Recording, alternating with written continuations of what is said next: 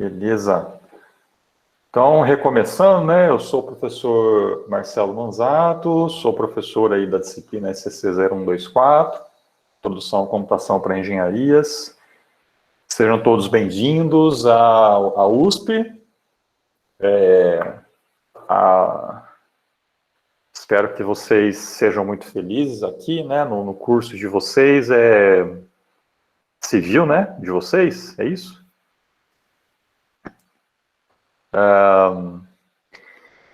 Então, sim, semana passada vocês tiveram a recepção de calores, a gente não teve aula, começamos oficialmente essa semana.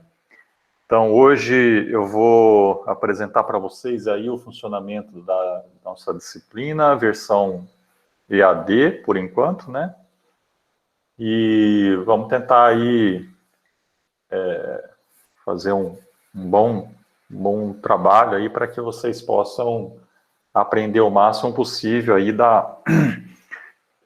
meu universo aí de computação, né? De programação, né? Bom, vamos lá. Eu já mandei alguns avisos para vocês pelo e-disciplinas. Acho que a maioria dos professores estão usando agora nesse e-disciplinas, mas na verdade, eu previ, né, na verdade, que ele iria ficar meio instável por conta da bastante professor estar utilizando.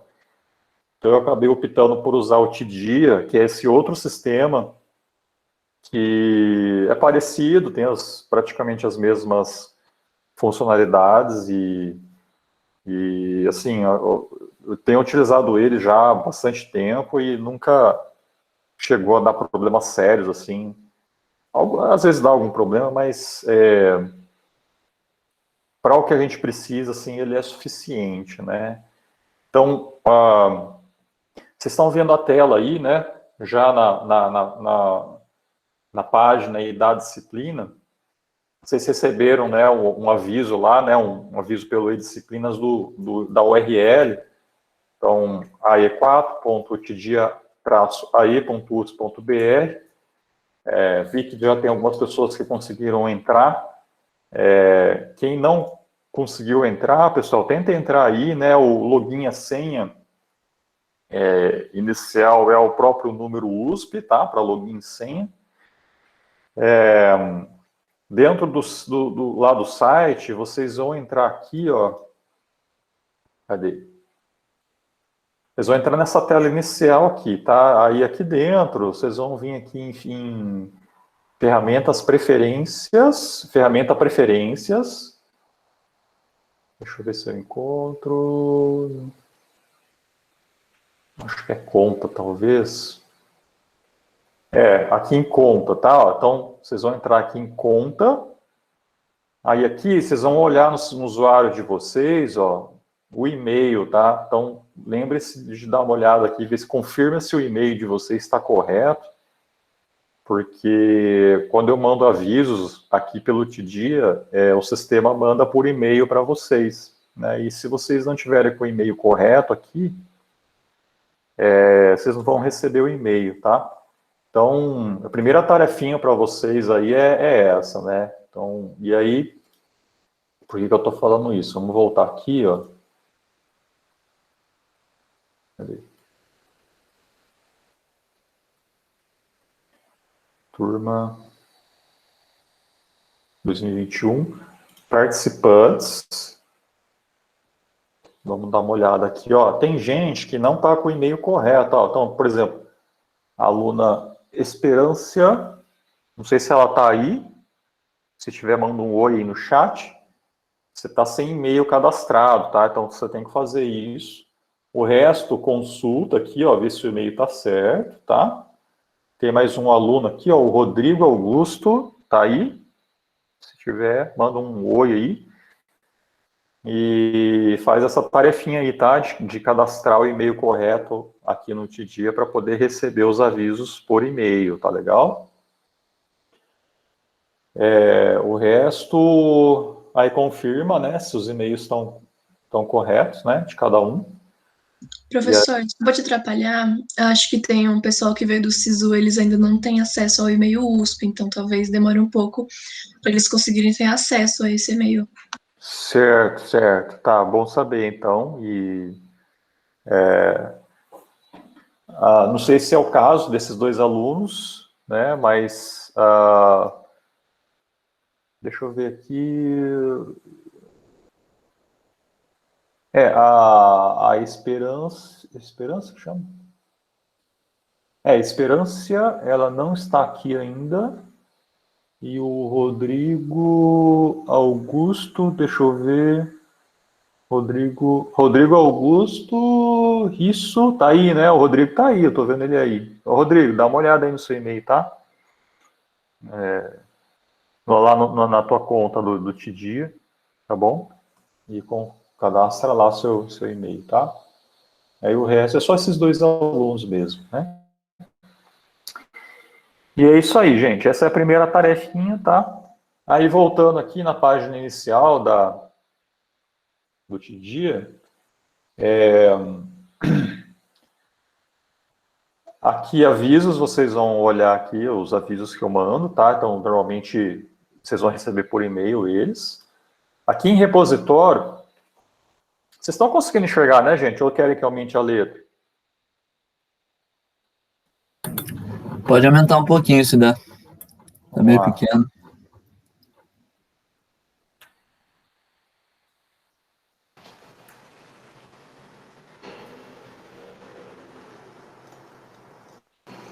Então, ó,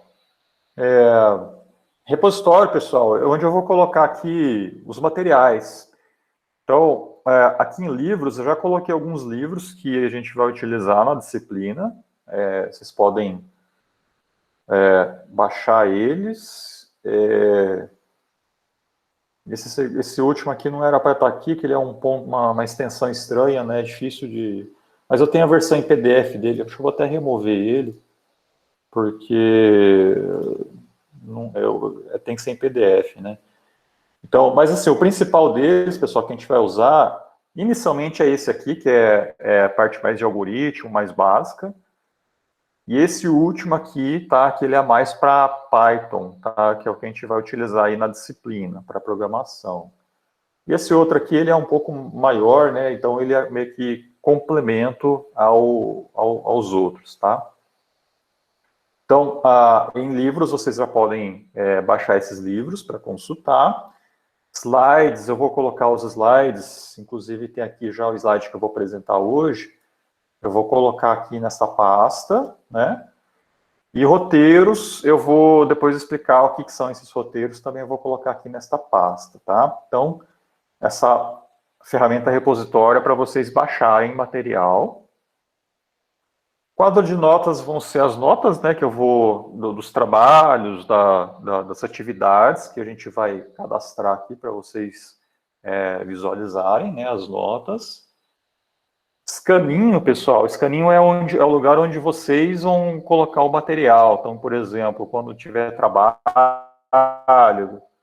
coisas que vocês têm que entregar, vocês usam esse escaninho. Aqui vai aparecer só o nome de cada um, né? Vocês não vão ter acesso dos colegas, né? Mas aqui é só clicar no nome de vocês e, por exemplo, eu vou clicar nesse primeiro, clica aqui em adicionar, ó, fazer o upload de arquivos, tá? Então daí, aqui é só colocar o arquivo que você precisa entregar, né? E ele já vai estar aqui, daí depois eu vou acessar, né, esses materiais por aqui, tá? Então, assim, todas as entregas, pessoal, devem ser feitas somente por aqui, tá? Por e-mail a gente não recebe, eu não recebo nada por e-mail, tá? Então, acaba... até meu e-mail tem um filtro lá que quando recebo algum e-mail com um arquivo anexado de algum aluno, ele já vai direto para minha caixa de lixo, tá? Então eu nem vejo arquivos mandados por e-mail, é somente por aqui mesmo, tá legal? Que mais? E é só, basicamente isso, né, que vocês usam, vão usar, né, aqui do Tidia. Aqui tem algumas informações na página de início da disciplina. Aqui eu estou colocando aulas ao vivo às sextas. Eu já vou explicar como que vai funcionar a disciplina. Aqui já tem o link para a nossa reunião, que é essa sala que a gente está agora. Vai ser esse mesmo link sempre, tá? Aqui tem um link para vocês darem feedback das aulas. Então, se vocês tiverem qualquer sugestão, reclamação, alguma coisa que não está legal nas aulas, vocês podem usar esse canal aqui para dar sua opinião sobre as aulas. Não precisa se identificar, pode ser anônimo, tá? Ou pode fazer direto comigo, né? Se quiser também mandar por e-mail alguma sugestão, né? Então, ou aqui pela sala mesmo. Então, fiquem à vontade aí para darem a opinião de vocês, tá? O que mais? Vamos voltar então aqui nos slides, né? Então, olha só.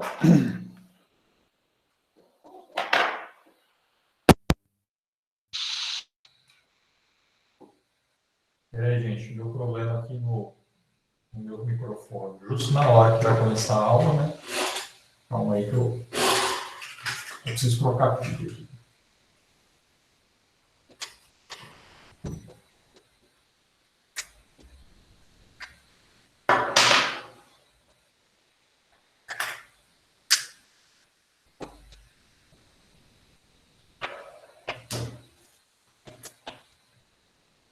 Alô? Está escutando? Sim. Beleza, vamos lá. Então, ó,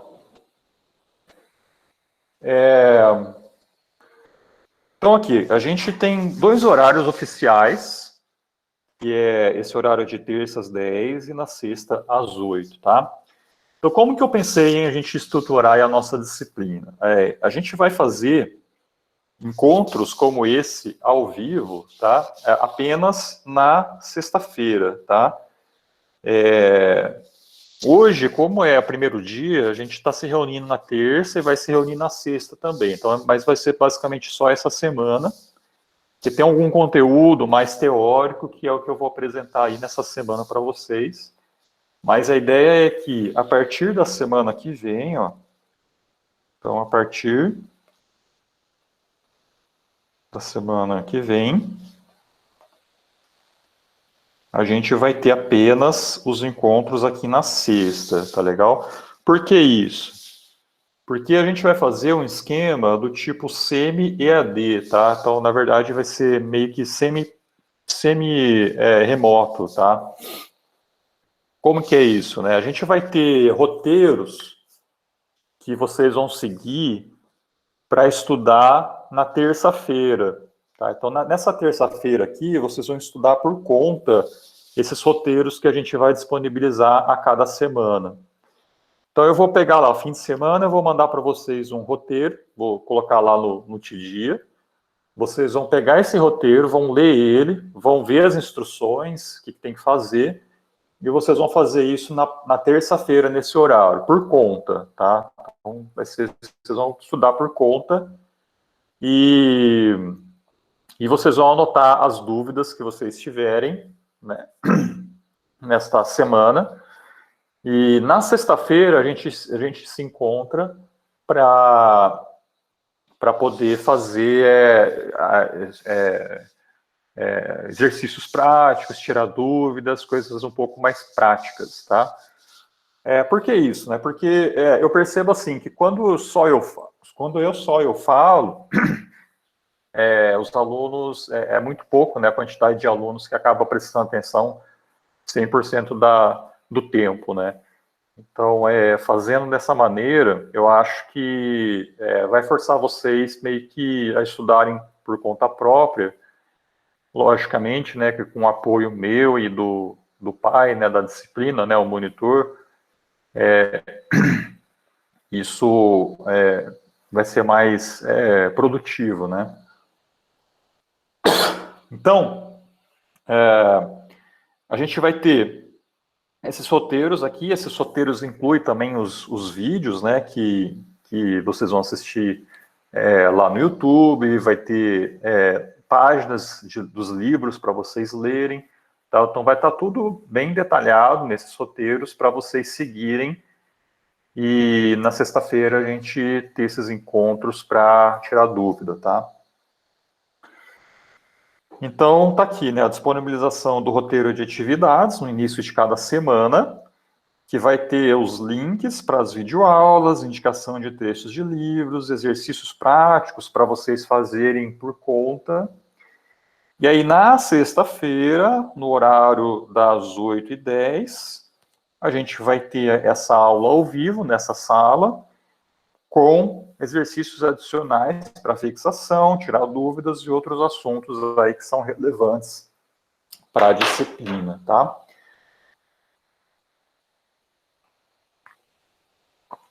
Deixa eu mostrar para vocês um exemplo de roteiro. Esse aqui é o primeiro roteiro, ainda não está no Tidia, tá? Mas a partir da semana que vem eu já vou colocar ele. E olha só, né? Basicamente vocês vão ler o que está aqui, vão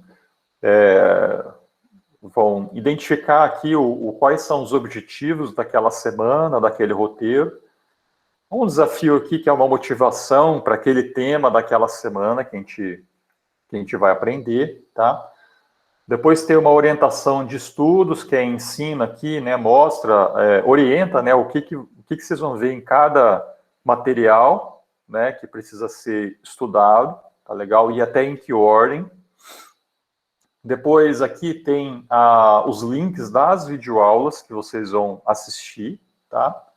Então aqui é só clicar no link, ó, ele já vai direto para a página aqui do YouTube com a respectiva videoaula que deve ser assistida, tá?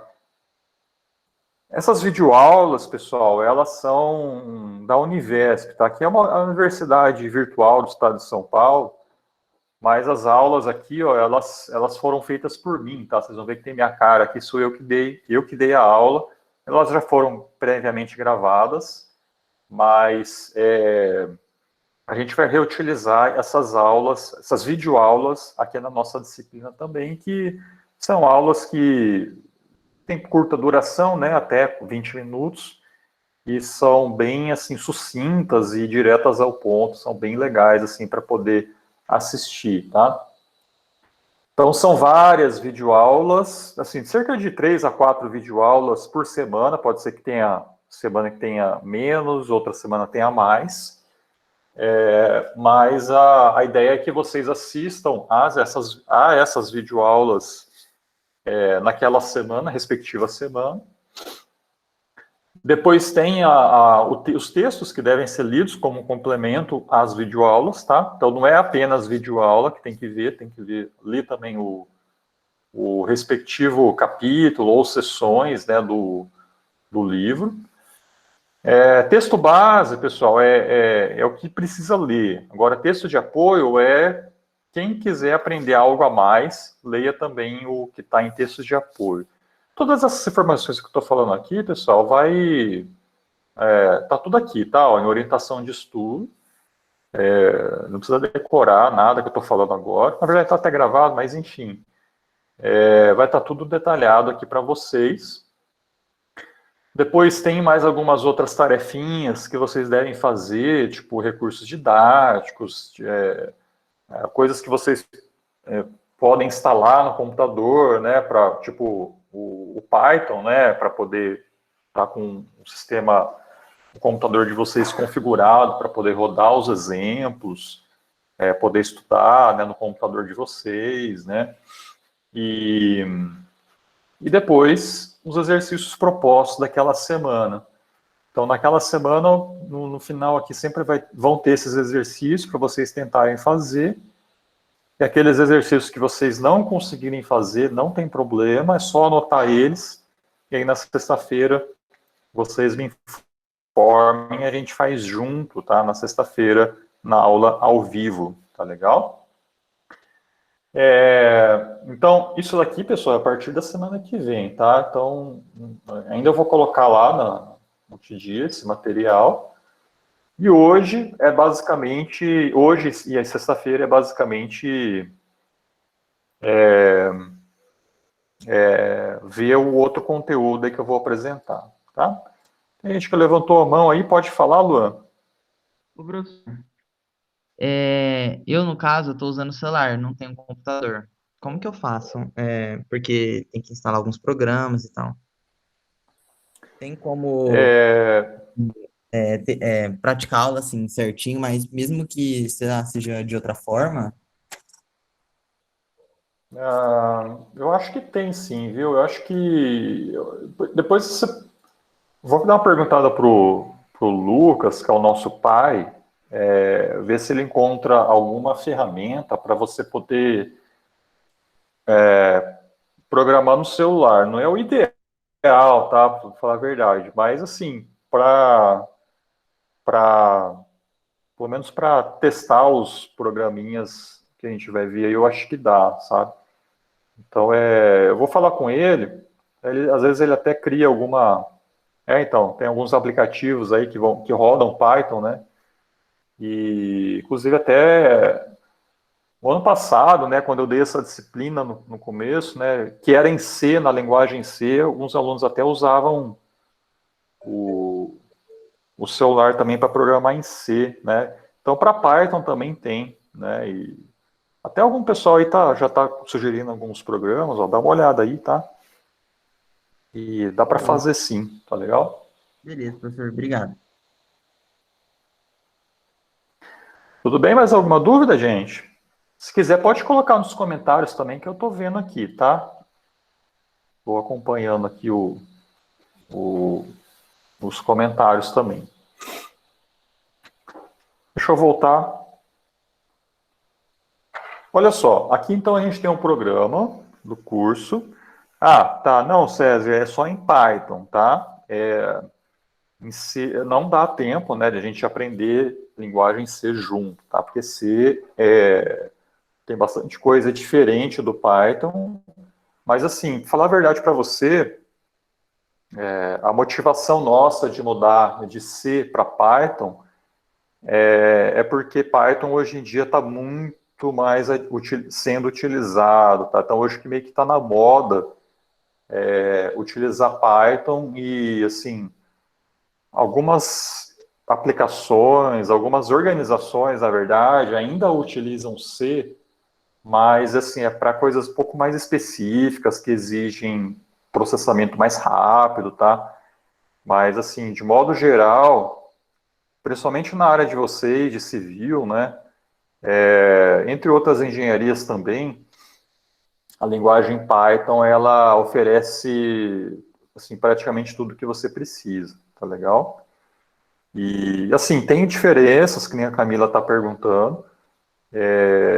Assim, ó, para falar a verdade para vocês, C é muito mais difícil que Python, tá? Então ó, o César está falando aí, né? Ele mesmo está falando. Então, assim, é muito mais difícil, tá? Porque você envolve aí, você tem que trabalhar com manipulação de memória, de ponteiros e fazer alocação, sabe? Então, assim,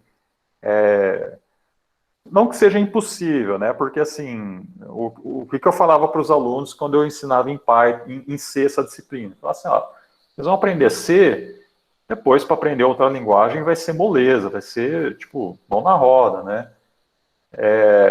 Então, quem sabe C, sabe qualquer outra linguagem. Mas, assim, acabava sendo bastante penoso para o aluno, principalmente quando era um aluno das engenharias, né, de que não era exatamente da computação, ter que aprender, né, assim, era muito desgastante para eles, para entender direito, né, todos os conceitos necessários para poder trabalhar com C. Então, por isso que a gente acabou optando por Python. E isso não é só eu, tá? Então tem também os outros professores dessa disciplina, o professor Moacir, a professora Roseli, que estão ministrando essa mesma disciplina para as turmas da elétrica e da e de materiais, se não me engano, também estão fazendo em Python, tá? Então está todo mundo trabalhando com Python agora, tá?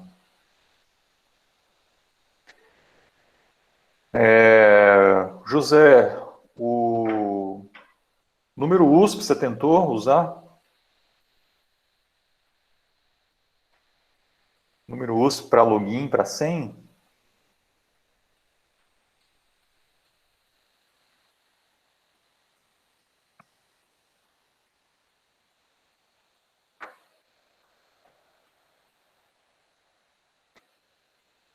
Ó, quem está com problema com o Tidia, pessoal, assim, tem que usar o... Quem nunca usou o login, o Tidia na vida, o número USP e a senha o login e a senha é o próprio número USP, tá? Quem não está conseguindo acessar, aí realmente tem que mandar um e-mail para esse suporte, tá? E aí agora, por conta do começo das aulas, pode ser que o pessoal do suporte lá esteja com bastante demanda, né? Então, assim, aguarde um pouquinho até semana que vem para ver se resolve isso, tá? Porque, assim, não sou eu que cuido, né, do suporte lá do TD, então você tem que ver diretamente com eles, tá legal? Mas, assim, espera um pouquinho até semana que vem, se não conseguir, aí me fala, né, daí a gente tenta ver alguma outra maneira, tá legal? Camila, não é code blocks, tá? Depois eu vou explicar melhor qual o ambiente, né, qual IDE que a gente vai utilizar para o Python, tá? Mas não vai ser code blocks, não. Beleza?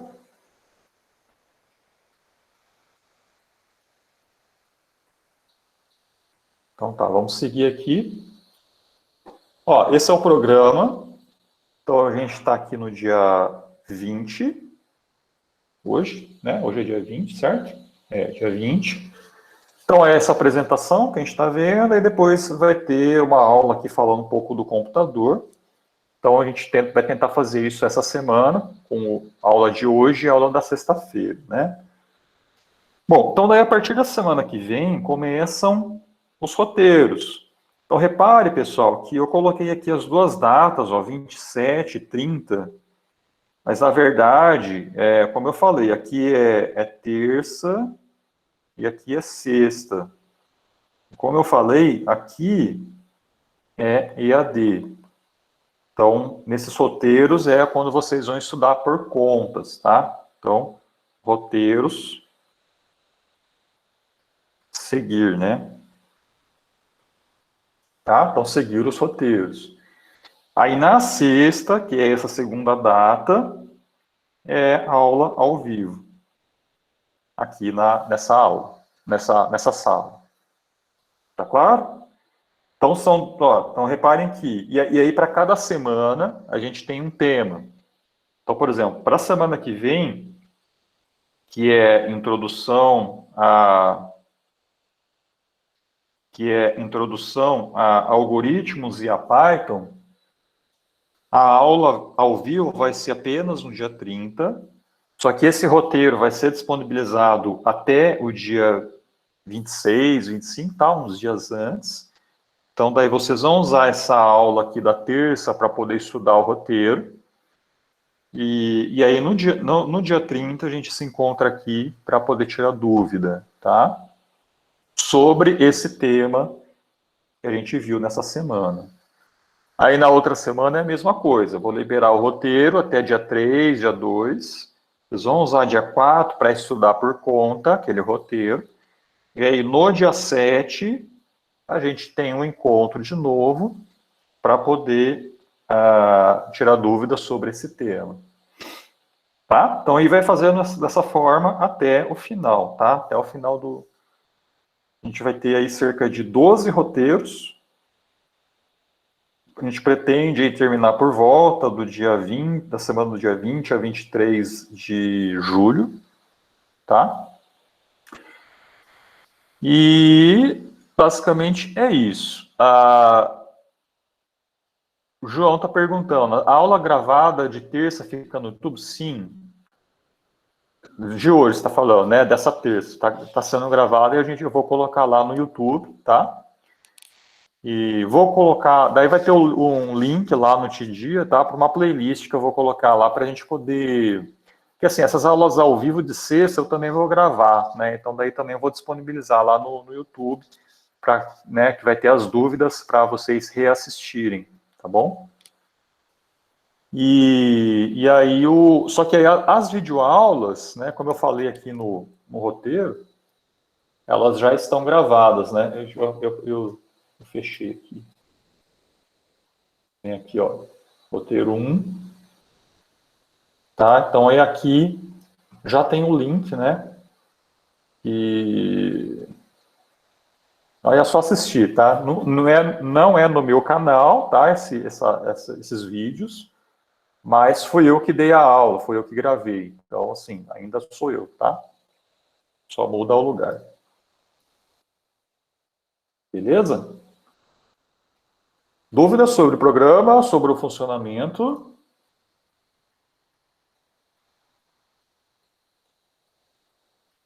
Tranquilo? Avaliação. Então, avaliação, pessoal, como é que vai funcionar?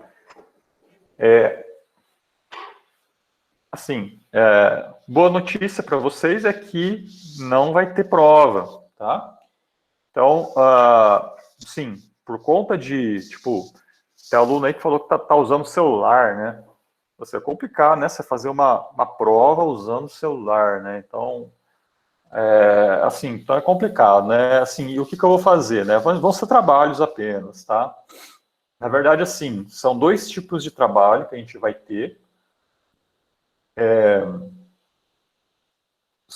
O primeiro trabalho a gente vai chamar de projeto. E o que são esses projetos? Vão ser implementações que vocês vão fazer de algum programa que são um pouco mais elaborados, tá? Que vão envolver aí mais do que um conceito que a gente vai ver ao longo do curso, tá? E aí eu pretendo fazer dois trabalhos no semestre. Um no final do primeiro bimestre e um no final do segundo.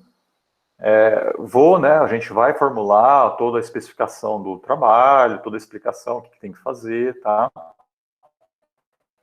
E aí, tirando esses dois trabalhos, a gente vai ter também N trabalhos práticos que vão ser alguns exercícios mais, assim, que vão ser feitos, tipo, em um dia você consegue fazer, né, até menos, e vão ser trabalhinhos para vocês entregarem também. E assim, a complexidade é menor do que o projeto, tá? Então, vão ser N trabalhos, tá legal? Eu não sei quantos ainda vão ser, pode ser que seja um por semana, um a cada 2 semanas, então isso ainda a gente vai definir, então por isso que eu coloquei ele. E aí a gente tem como média a média aritmética, né? Entre os dois tipos de trabalho, tá?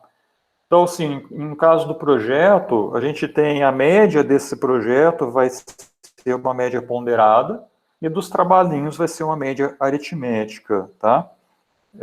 E depois, o cálculo da média final vai ser uma média ponderada também, dando prioridade aí para o projeto, né, valendo 6 e o trabalhinhos valendo 4, tá legal?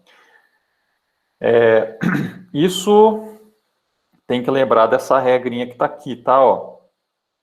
Essa regrinha fala que tanto a média do projeto quanto a média do trabalho tem que ser maior do que 5, né? Isso para que vocês possam meio que balancear o projeto com os trabalhinhos, então tem que tirar uma média acima de 5 em ambos para poder aplicar essa média final, tá legal? Caso contrário, aí vale a menor nota entre as duas médias. Tudo bem, gente? Tá claro isso? Tá claro sim, professor. Professor, já tem uma data para esses projetos ou vai ser definido ao longo do semestre? Vão ser definidos ainda, tá? A gente ainda não definiu. O Flávio está perguntando quantos trabalhos práticos, ainda não sei. Por isso que eu coloquei N. Então, ainda isso também vai ser definido, né? Assim, eu não defino antes, porque eu meio que acompanho, né, o desempenho de vocês. Então, assim, eu meio que ajusto a quantidade aí de acordo com a necessidade, tá? Então, por isso que eu não defino antes essa quantidade de trabalhinhos. Tá? Porque pode ser que tenha algum tema que vocês sintam mais dificuldade, aí eu posso meio que fazer um trabalhinho específico daquele tema. Aí, às vezes, tem um outro tema que vocês tiram de letra, daí eu posso agrupar ele com algum outro tema, sabe? Então, vai meio que nesse funcionamento que está aí. O que mais?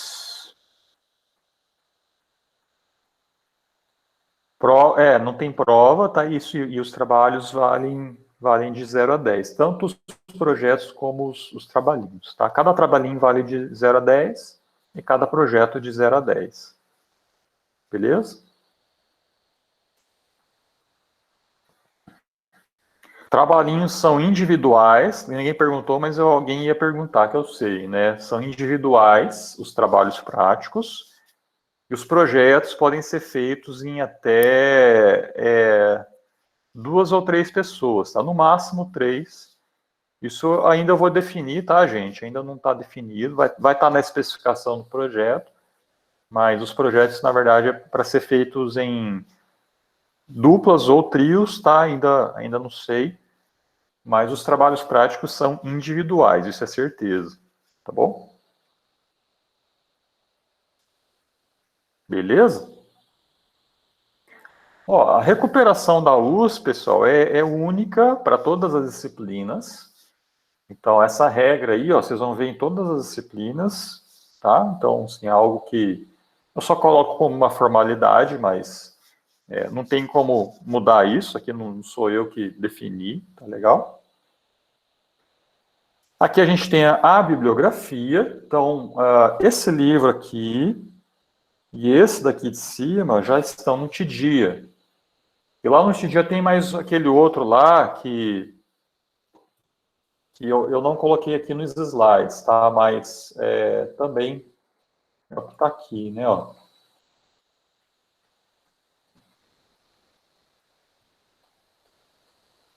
Ó, o Forbellone é esse, o Perkovic é esse do Gutag não está aqui, mas é o que eu falei para vocês, que é de apoio, né? Que é um complemento.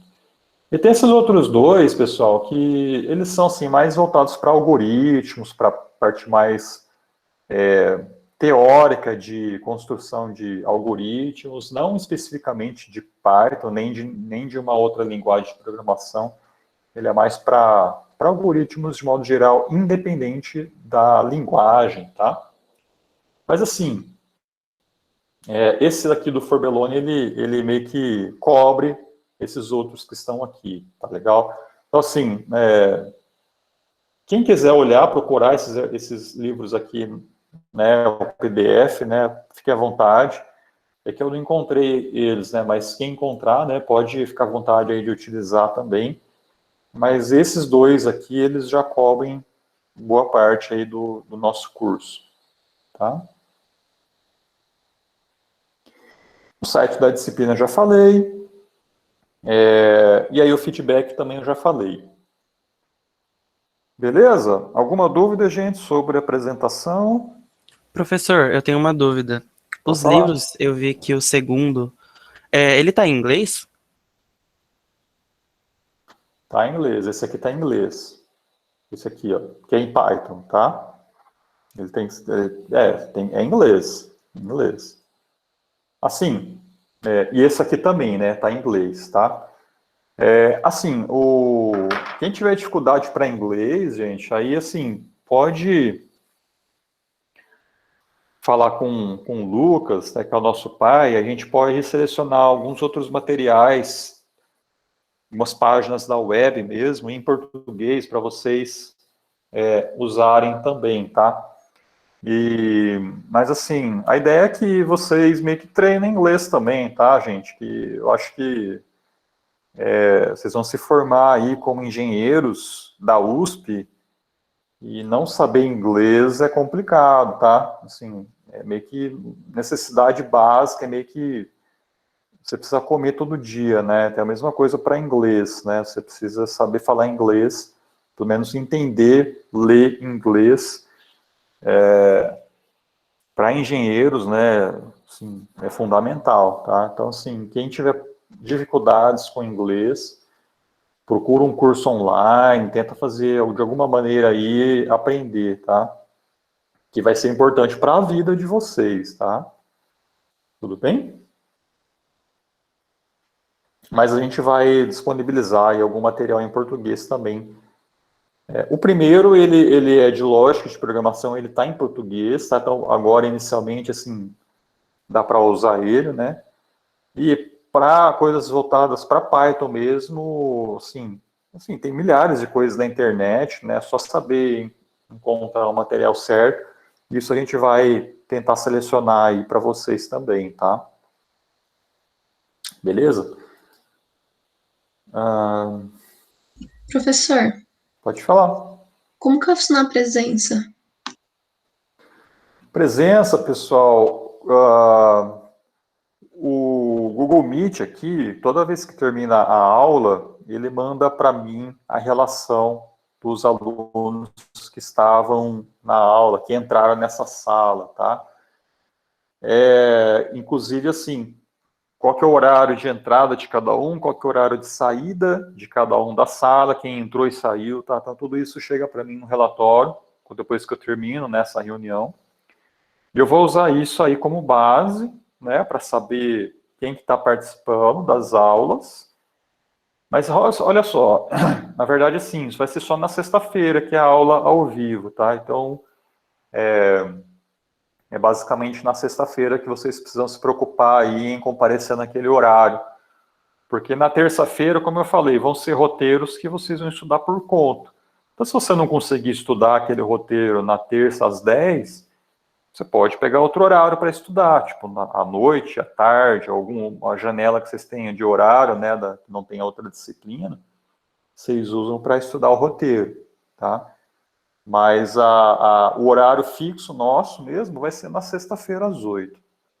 Beleza? Tudo Tá bem? ótimo, professor. Obrigada. Beleza. Mais alguma dúvida?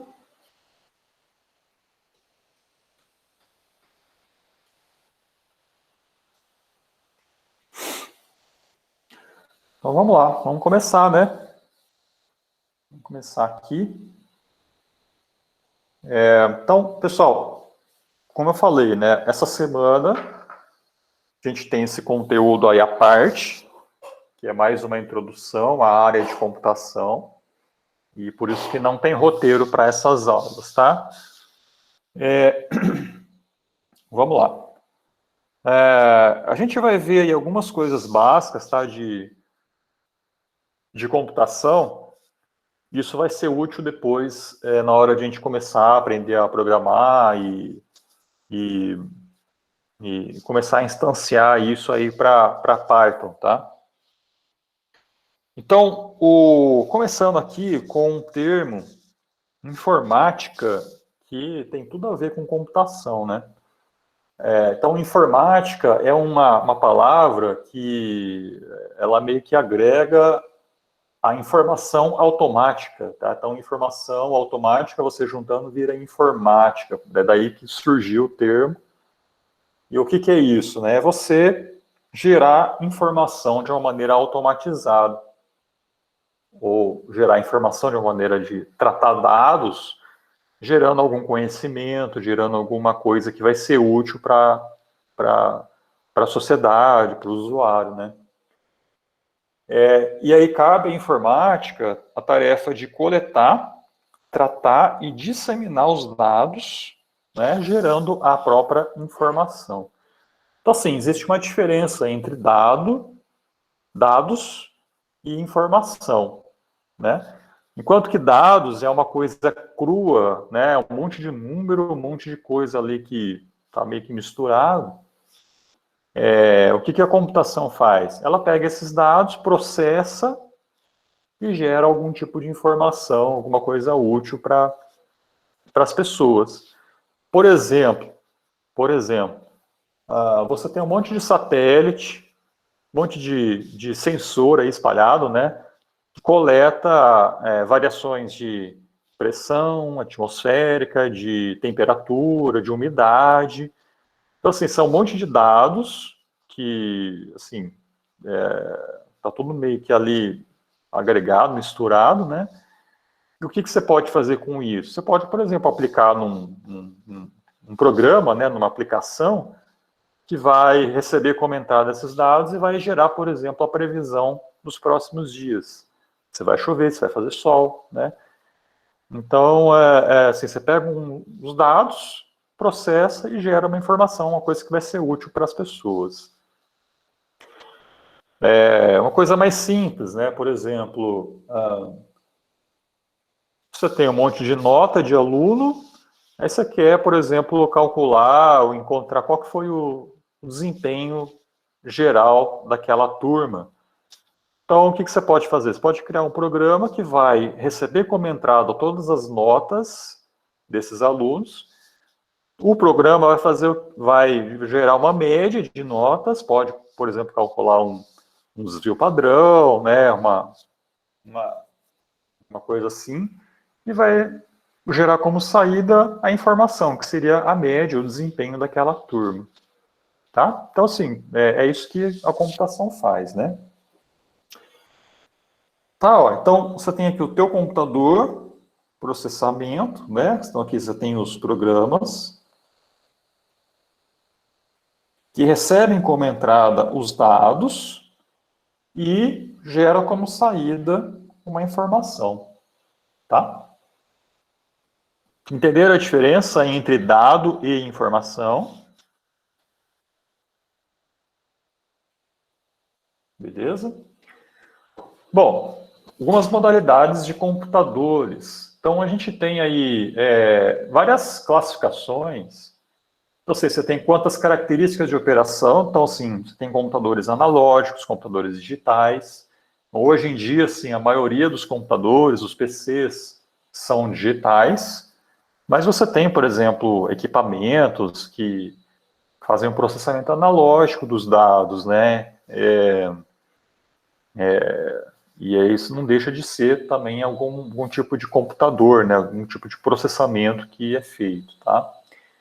As características de utilização, então você tem computadores científicos e comerciais, também hoje em dia meio que não tem mais tanta distinção assim entre computadores que eram usados para a área científica e para a área comercial, hoje que é meio que você usa meio que os PCs, e os PCs, como eles cresceram muito, né, em termos de desempenho, já não tem tanta diferença mais assim, tá?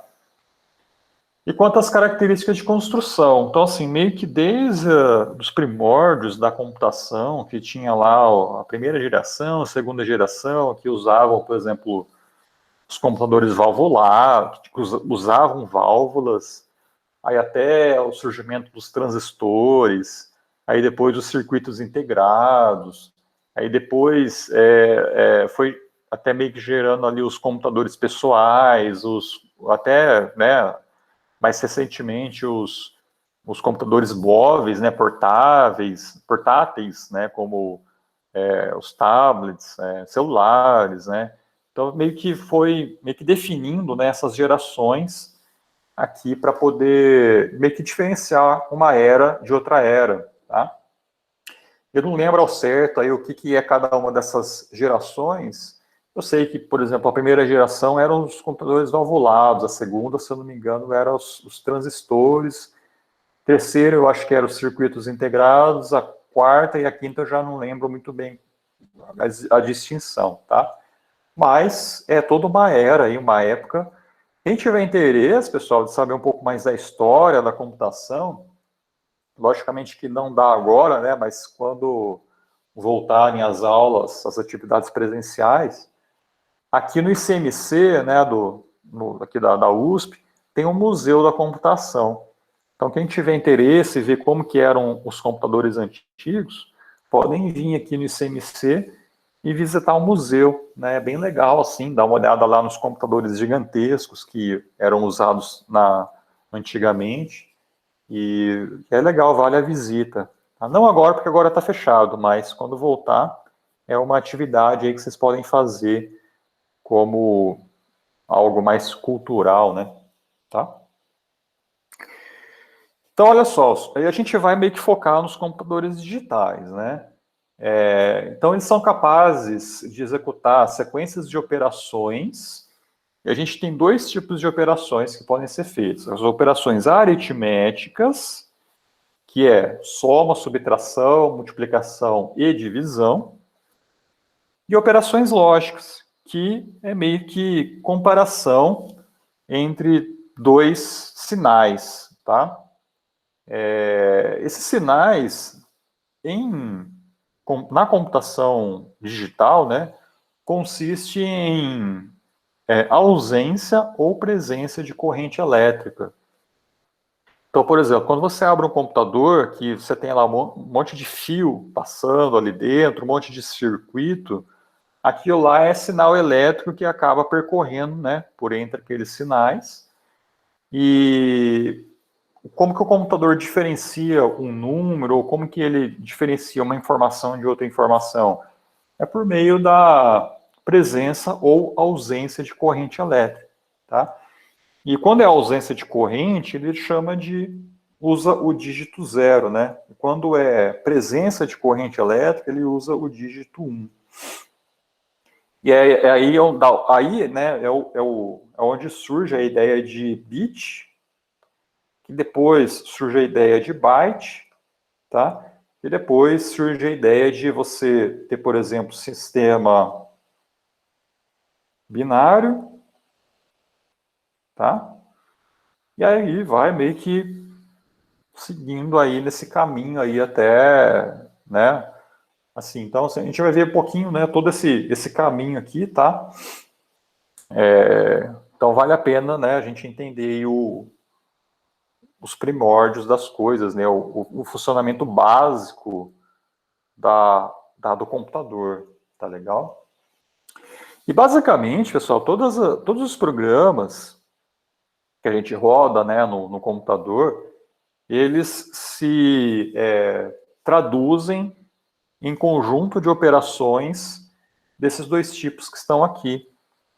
Mas como assim ter só operação aritmética e só operação lógica? De fato, tá? Então, assim, você cria um programa meio que em alto nível, você programa ele em alto nível, e tem um processo ali depois que a gente chama de compilação, que ele vai pegar esse a gente chama de código-fonte, né? Vai compilar ele, quer dizer, vai traduzir aquela linguagem que você usou para programar em uma linguagem de máquina, que a gente chama, que é interpretada pelo computador. E aí essa linguagem de máquina consiste nessas operações que estão aqui, operações aritméticas e lógicas, tá? Então, tudo que você programa ali em alto nível, vai falar, eu quero calcular soma, ou calcular média, calcular, sei lá, né? Tudo aquilo vai ser traduzido para essas operações básicas que estão aí, né? Aritmética e lógica, e daí isso vai ser processado lá pelo teu computador, tá? E vai gerar o resultado, tá bom? Mas beleza, vamos voltar aqui. Hardware, o que é hardware? Então, hardware, pessoal, tudo aqui é físico, tudo que você pode pegar na mão. Então, por exemplo, um notebook, um teclado, um celular, um fio, tá? Então, assim, tudo que você é palpável, você pode chutar, né? Você pode jogar no chão, pode tacar fogo, né? Então, isso é hardware, tá? Tudo que você não consegue palpar, né? Que nem você falou, xinga, né? Você não consegue bater, então você xinga, né? É o software, tá? Então, software é aquilo que não é palpável. Tá? Boa definição, Gabriel, obrigado. Tá? Então, hardware é aquilo que você segura e software é aquilo que roda dentro do hardware, né? Que são os programas, tá? É tudo ali que você não consegue segurar, tá bom? São os programas, sistemas de programação, sistema operacional, que vai executar, né, as coisas em cima do hardware, tá? Utilizando o hardware. Ó, aí, pessoal, essa arquitetura que está aqui, ela é meio que, tipo, ela foi criada aí há algumas décadas, e assim, ela é utilizada até hoje. Então, como que funciona? Assim, é basicamente isso daí, ela meio que traduz, ou ela resume a arquitetura de qualquer computador, né? Seja ele um PC, um celular, um tablet, tá? E meio que a mesma coisa, tá? A mesma arquitetura, né? Logicamente que tem as suas distinções, mas assim, fundamentalmente é a mesma coisa, tá? Então a gente tem aqui a CPU, ó, que é esse cara que está aqui, é o cérebro do teu computador. É ele que vai fazer todo o processamento, tá? Essa CPU, ela é composta por duas unidades. Uma delas é a unidade de controle, que pelo próprio nome, né, controla a execução do programa, das instruções que o processador vai executar. E a unidade lógica e aritmética. Essa unidade lógica e aritmética é aquela que vai executar as operações. E essas operações são quais? Essas aqui, operações aritméticas e operações lógicas. Tá? Então, essas operações vão ser executadas por essa unidade que está aqui. Ó. Beleza? E o que ela vai, quais instruções ela vai executar? Isso aqui vai ser ditado pela unidade de controle. Tá bom? Então, a CPU, ela é o cérebro, né? E assim, quando você compra um computador, você fala assim, eu quero um computador com um processador i7, Pentium i7, né? Ou um i5, tá? Então, assim, hoje em dia tem várias, tem até i9, se eu não me engano, né? Mas, assim, isso dita a velocidade dessa CPU, a velocidade desse processador. Quer dizer, quantas operações a CPU vai conseguir executar por segundo ou por milésimo de segundo, tá? E aí, logicamente, quanto maior, mais rápido vai ser o seu computador, né? Fora a CPU, a gente tem outras coisas na arquitetura. A outra, né, que também é super importante, é a memória, tá? Que é um outro componente dessa arquitetura, que é composta por dois tipos de memória, né? Que é a memória principal e a memória auxiliar. Né? A memória principal é, por exemplo, quando você compra o computador, que fala assim, esse computador ele tem 64 GB de RAM, né? RAM quer dizer memória, tá? Então é exatamente essa memória principal aqui que você está falando. E também, quanto maior, mais rápido vai ser o seu programa. Por quê? Porque essa memória aqui, ela vai ser usada pelo processador para fazer acessos rápido a esses dados. Né? E assim, quanto mais espaço você tem aqui nessa memória principal, mais o processador vai conseguir processar mais rápido aquela tarefa. Tá? Enquanto que a memória auxiliar, ela seria mais lenta, que seria, por exemplo, você ter o disco, né, que é o HD, tipo um pendrive, ou usar os dados da rede, né, da internet, tá? Então, tudo acaba meio que integrando aí nessa memória auxiliar. E a memória auxiliar, ela é bem mais lenta do que a memória principal. E aí, o que, que o computador precisa fazer para rodar um programa? Ele precisa pegar os dados desse programa que estão lá no disco, carregar isso para a memória principal, e aí o processador vai se comunicar com essa memória principal apenas. Tá? E se essa memória principal for pequena? Daí você vai pegar menos quantidade de dados daqui para cá, aí o processador processa aqueles dados que estão aqui, mas se ele precisar de alguma outra informação que não está na memória principal, ele tem que ir lá buscar de novo e depois retorna para cá para poder processar. Tá? Por isso que quanto mais memória principal você tiver, mais rápido é o teu computador, mais rápido ele vai funcionar. Tá legal? Memória cache, Gabriel. Eu ia falar da memória cache. Memória cache, ela meio que está aqui, ó. Meio que está aqui junto com o processador, tá? É um tipo de memória que é extremamente rápido, porém muito cara. E, assim, ela é muito mais rápida do que a memória principal. E assim, ela meio que está integrada ali ao processador, à CPU. E assim, quando você pega esse é mais ou menos o mesmo esquema, o mesmo funcionamento, né? Ele pega coisas da memória principal, carrega para cache. Aqui a cache é usada para executar, né, as operações, tá? E quando um determinado dado que ele precisa não está na memória cache, ele vai buscar de novo aqui na memória principal. E aí ele vai fazendo essa troca. Se nessa busca na memória principal não está ali o dado também, aí ele busca no nível acima, na memória auxiliar. E assim por diante. Beleza? Então, assim, essas memórias, quanto mais rápida, mais cara, e aí tem que ser em menos quantidade, tá? Então, por isso que quanto mais rápido, você vai ter menos quantidade. E é basicamente isso daí. Por exemplo, para celular, né, quando você compra eu vou comprar um iPhone novo, né? Então você tem lá, tipo, versão 64 GB, 128 GB, 256 GB, 512 GB. O que é isso, né? É a memória principal, tá? Que é isso daqui. Então, quanto maior...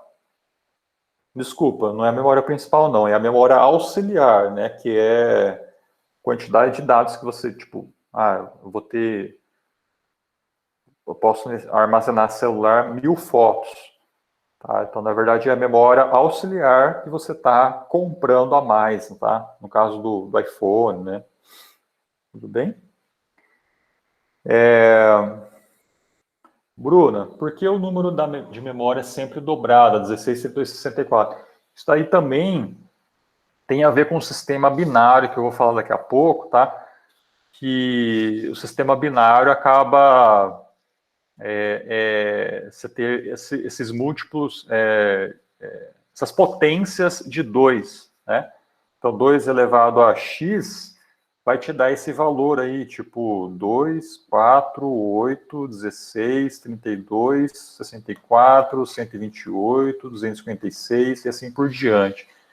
Então, esse 2 elevado a x aqui, ó, que é isso, potência de 2.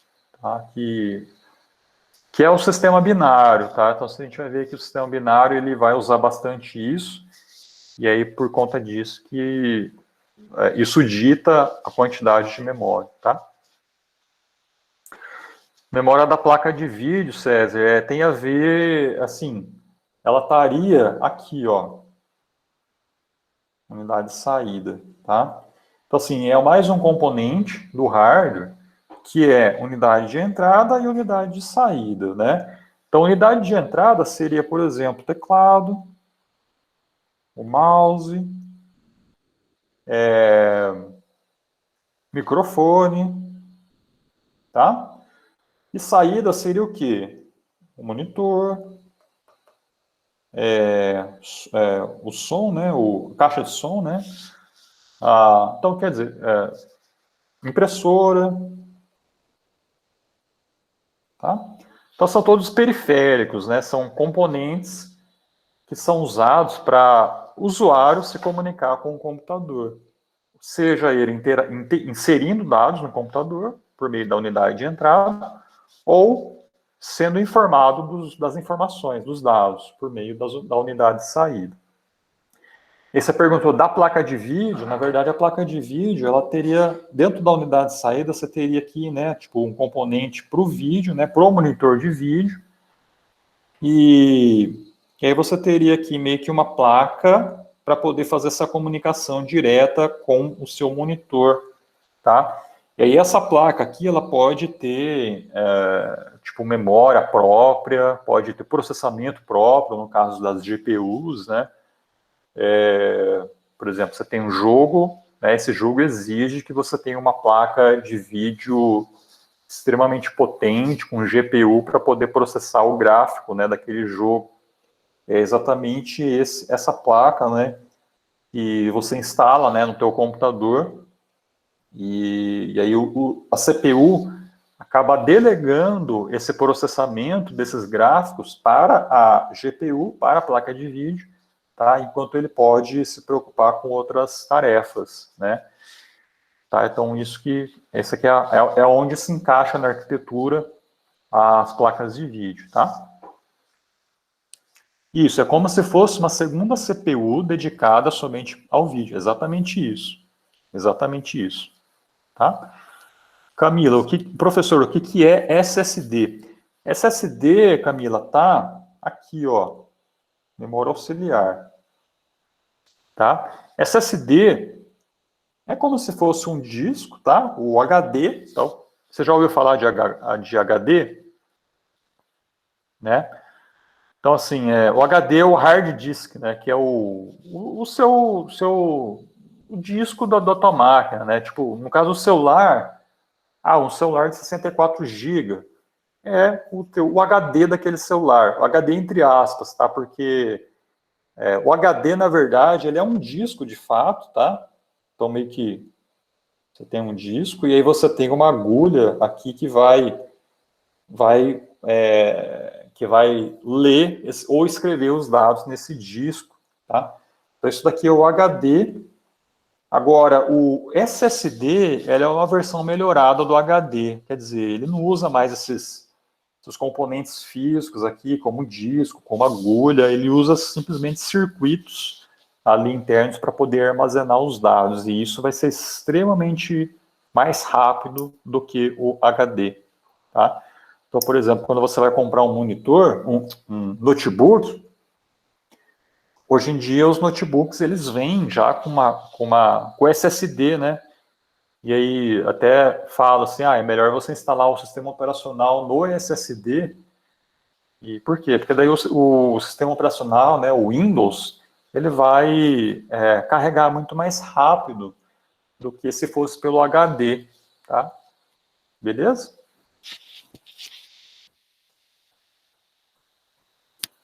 É isso aí. Entenderam, pessoal, essa arquitetura? Então, unidade de entrada, unidade de saída, CPU, composta por unidade de controle e lógica aritmética, e a memória, tá?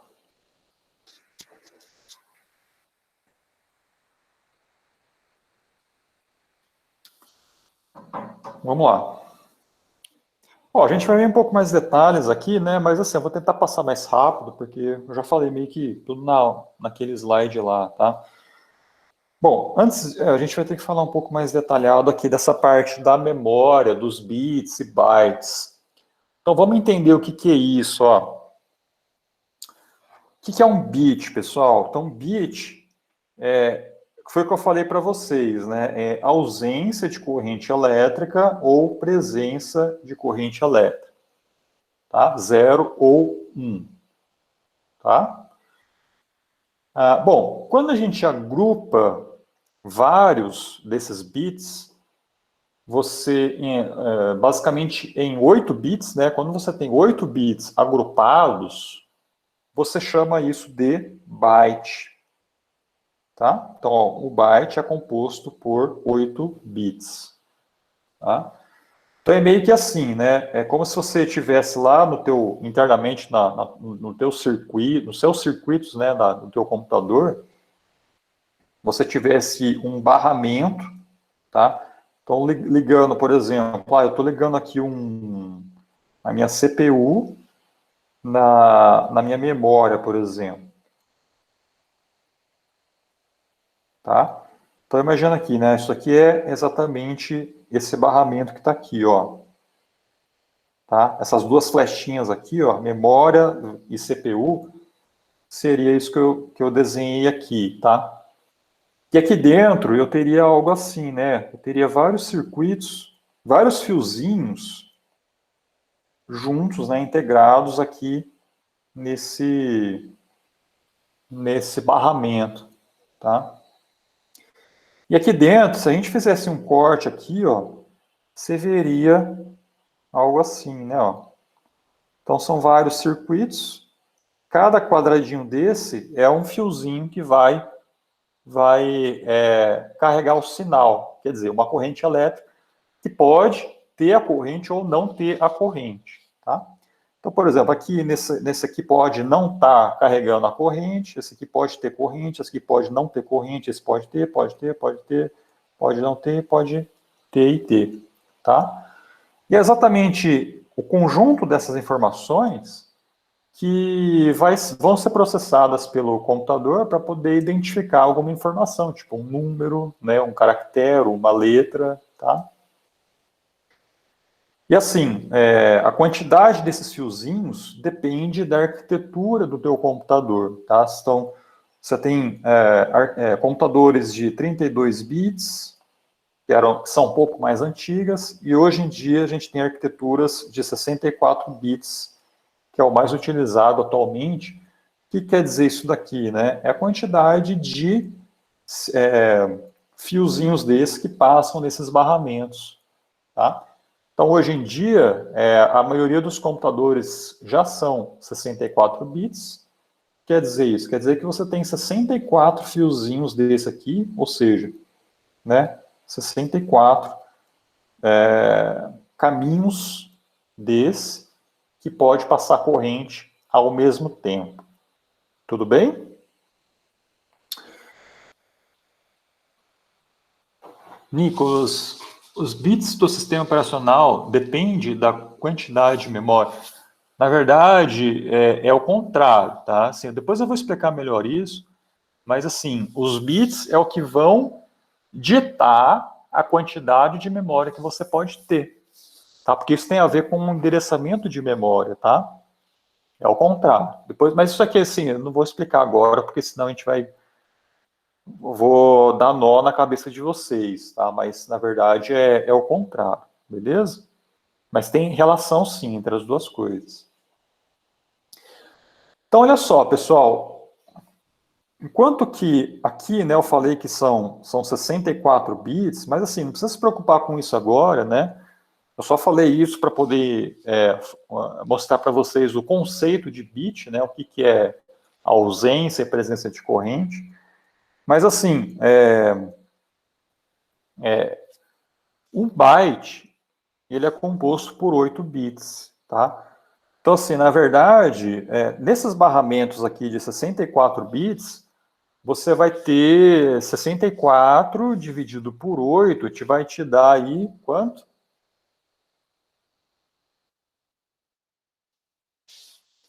8, né? Então, são 8 bits, 64, né, dividido por 8, vai te dar 8 bytes que podem ser carregados ao mesmo tempo nesses barramentos aqui de 64, tá? Então, entenderam, gente? Isso daqui, então, isso aqui é interessante, né? Então, quer dizer, de uma vez só, se você tiver um computador com 64, arquitetura 64 bits, ele vai poder transportar de um lugar para outro, 8 bytes ao mesmo tempo, tá? Mas vamos entender o que é byte, né? Gabriel, isso. Assim, em relação ao de 32 bits, tá? Ele é melhor, 64 bits, ele é melhor do que o de 32 bits, porque o de 32 ele é metade, né? Então, tipo, vai ser 4 bytes por vez, tá? Mas é isso daí. Quanto maior, né, melhor. Tá bom? Então, ó, 1 byte ele é composto por 8 bits. E aí, não tem 128 ainda, pelo que eu saiba, tá? Atualmente é 64, o máximo, tá bom? E aí, ó, cada bit desse, de 1 byte, vai ter 0 ou 1, né? Quer dizer, ausência ou presença de corrente elétrica, tá? Então, internamente ali nos circuitos do seu computador, você vai representar 1 byte com uma configuração, né, por meio dos transistores, né, que tem ali na placa, né, no circuito integrado lá do teu computador, ele vai configurar aquele byte com aquela... Você quer representar um número por meio desse byte, por meio de fechar ou abrir aqueles transistores para poder passar ou não passar corrente. E aí, com isso, do outro lado, ele vai entender aquela informação, né, da mesma forma, tá? Daniel, mas a maior quantidade de bits ou bytes está falando? Bits? Não, você está perguntando aí se deixa o processamento do computador mais rápido ou só melhora a memória. Na verdade, é a integração, né, das duas coisas, porque, como eu falei, com mais uma arquitetura maior, né, de 64 bits, você vai conseguir transferir muito mais dados ao mesmo tempo. E com isso, o processador vai conseguir processar as coisas de uma maneira muito mais rápida. Quer dizer, o tempo ocioso dele de aguardar, né, a transferência dos dados daqui para cá e daqui para cá vai ser minimizado, né?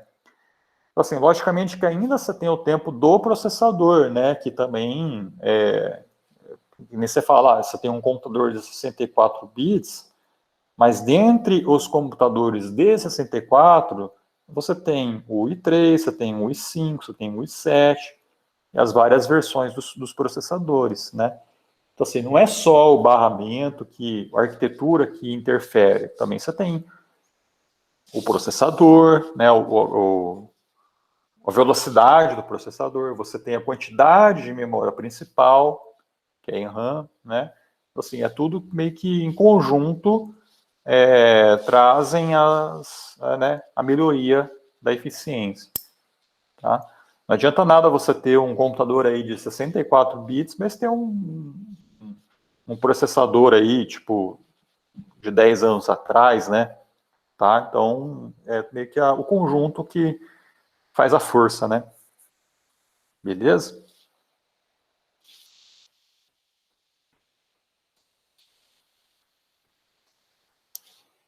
Tudo bem?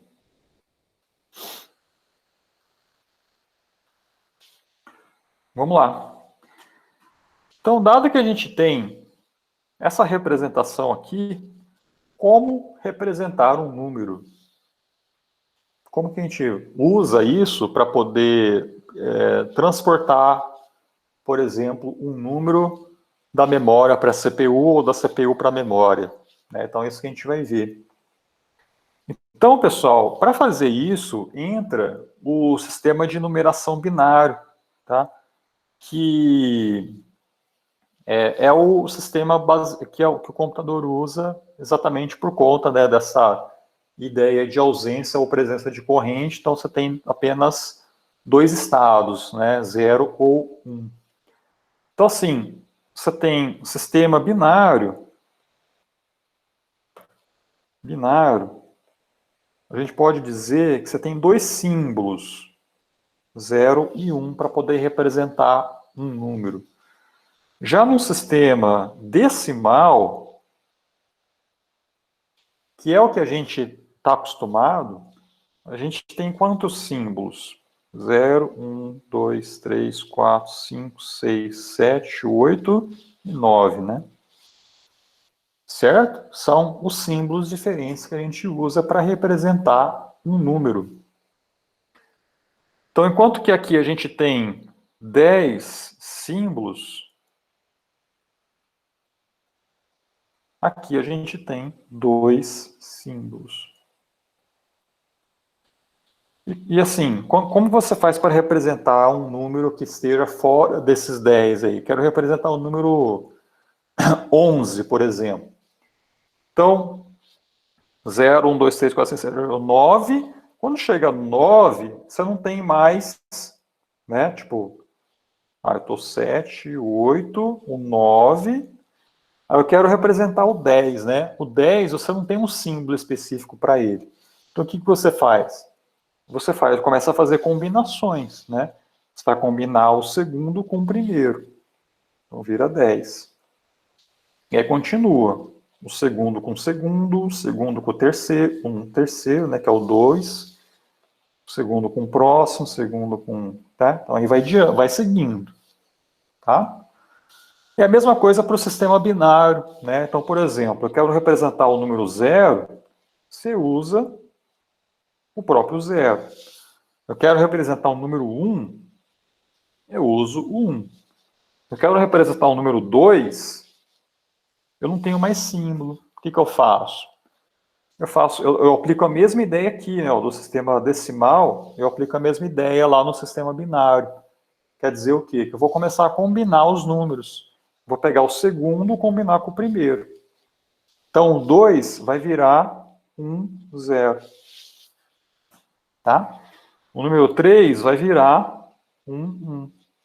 Quer dizer, o segundo com o segundo. Beleza? O 4... O que vai virar? É como se eu tivesse o 99, né?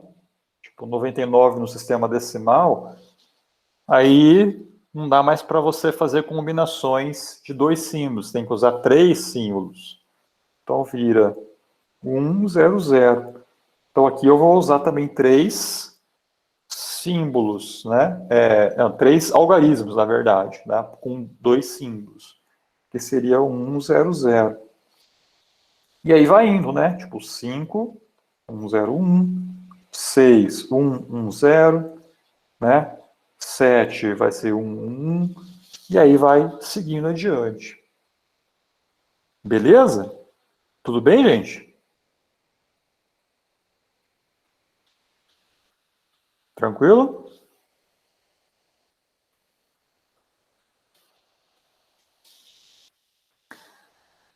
Então, ó, e a gente pode representar, vamos voltar aqui no sistema decimal, como que a gente pode representar um número, tipo 2.562? Eu posso representar ele fazendo assim, né? Pego o primeiro algarismo, multiplico por 10 elevado, 10, né, porque é sistema decimal, 10 elevado à sua posição. Sendo que a posição a gente encontra aqui, ó, então, tipo 0, 1, 2 e 3, que é do menos significativo para o mais significativo, tá? Então essas posições a gente usa aqui, ó, nos expoentes do 10, tá? Então eu pego o primeiro vezes 10 elevado àquela posição, que é 1000, né? Tá? O 5 vezes 10 elevado à posição do 5, que é 2, então 10 ao quadrado. Aí o 6 vezes 10 elevado a 1, depois o 2 vezes 10 elevado a 0. Tá? Então, fazendo isso, eu vou gerar esses valores, e somando tudo vai me dar o número, né, 2.562. 2.562. Tá legal? Por que eu estou falando isso? Porque você pode fazer a mesma coisa para o sistema binário. Então, e isso eu posso usar para saber qual que é o valor decimal de um número binário, né? Então, por exemplo, esse número aqui, ó, que é binário, eu posso aplicar a mesma ideia, né? Então, eu vou encontrar as posições de cada um. Então, 0, 1, 2, 3, 4, 5. Tá? E depois eu vou pegar para cada um deles e vou fazer vezes 2 agora, porque é sistema binário, tá? Não é mais 10, elevado àquela posição. Então, esse 1 aqui, vezes 2 elevado a 5, que é a posição dele. Depois o próximo 1, né, que é esse aqui. O 0, que é esse aqui. E assim até o final.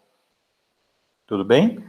Aí, calculando, né, fazendo as multiplicações e somando, te dá o número decimal daquele número. Então, o número 53 decimal é o 110101 binário. Beleza? Na calculadora, né, isso você consegue calcular também, né? Não sei se vocês já tiveram curiosidade de olhar a calculadora de vocês, mas, quer ver? Deixa eu ver se eu consigo...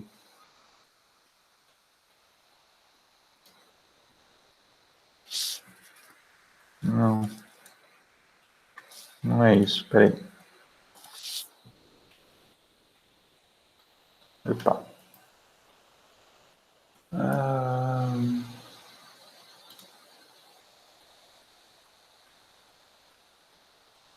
Aqui, ó, programador. Então, olha só, né? Eu tenho o número 53.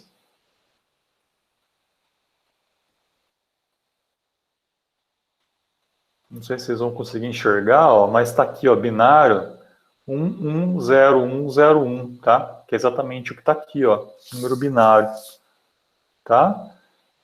Lógico, né? Os zeros à esquerda é a mesma coisa no sistema decimal, né? Não vale, né? Não tem relação, mas tipo aqui ele colocou 64 bits, né? Então quando você tem, por exemplo, você quer representar um número com 64 bits, ou seja, 8 bytes, por exemplo, o número 53, o 53 ele vai ser 110101, mas você tem lá toda essa quantidade enorme de zeros à esquerda que poderia ser usado para representar um número muito maior, né? Tipo, eu tenho um número, sei lá, né? 2, 3, 5, 6, não. Então, meio que ele vai usando aqui, ó, os zeros à esquerda para poder representar esse número, né? Aí vocês podem perguntar, mas o que acontece se estourar? Né? Isso aqui é um problema, pessoal, chamado de overflow, tá? Overflow. Isso é um problema aí que é meio que, assim, comum, né, até de acontecer, que a gente vai entender isso melhor na nossa programação, quando começar a programar, né? Mas supondo, por exemplo, se eu continuar adicionando números aqui, ó, vocês estão vendo que aqui o 1 ele está aumentando, ó, então meio que, ó, chega um momento aqui, ó, que eu não consigo digitar mais nada. Por que isso? Porque chegou no final aqui da posição 63, tá? E aí, quer dizer, isso aqui é o máximo na verdade, não seria isso, né? Seria 9, né? Sim, né? 9 ao final, né? Aí ele chega... Na verdade, não seria nem 9, né? Seria um outro valor que você teria que calcular 2 elevado a 64, que vai te dar um valor ali gigantesco que para você poder colocar todo mundo aqui como 1, né? Aí ele chega no todo mundo como 1, é o valor máximo que você pode representar aí nessa calculadora, tá? Tudo bem?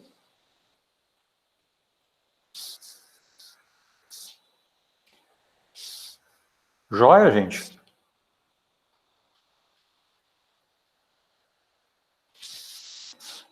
Só finalizar então, pessoal, essa aula, que daí depois, na sexta, a gente vai continuar.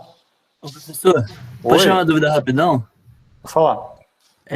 Acho que também perguntaram no chat, como é que você transformou o 53 naquele número lá? Tipo, você botou na calculadora, mas como é que é o processo? Eu não falei ainda uma transformação de decimal para binário. Eu vou falar na sexta-feira. Mas de binário para decimal é essa conta que está aí na tela. Que é fazer o quê? Né? Você tem o binário, você vai calcular aqui essas posições, ó, da esquerda para a direita, certo? E aí você vai usar isso aqui, ó. Vai pegar o primeiro algarismo, 1 vezes o 2 elevado àquela posição, 5. 2 elevado a 5, entendeu? Que é o 32, né? Então vai virar 32, depois o próximo 1, né? Que é 1 vezes 2 elevado a 2, que é vezes 2 elevado a 4. Entendeu? Então, com isso, né, fazendo... Pode falar. Não é que eu entendi como é que passa do binário pro normal. Eu tava perguntando mesmo do normal pro binário, do decimal pro sim. binário. Não, aí tem uma outra conta que a gente faz, mas na sexta eu explico para vocês. Tá? Tranquilo, tranquilo. Tá? O caminho inverso, né, que o Gabriel também está perguntando. Exato, Isso aí eu vou explicar depois, tá? Isso, a Ana Paula também está perguntando. Também vou explicar. Beleza, gente? Bom, é isso então, né? Eu já está terminando a aula, né? Eu já vou finalizar aqui a gravação. Então, gente, na sexta-feira a gente